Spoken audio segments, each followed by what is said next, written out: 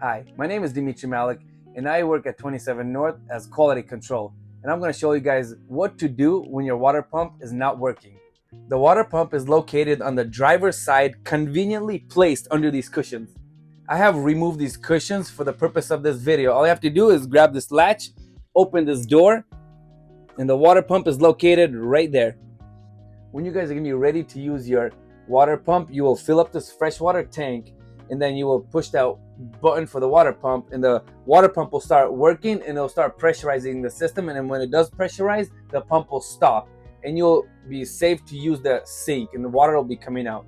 And if for some reason the pump stops working and no more water is coming out, you would want to open this PDC box and there will be a fuse that's labeled pump power. What you want to do is pull that fuse out.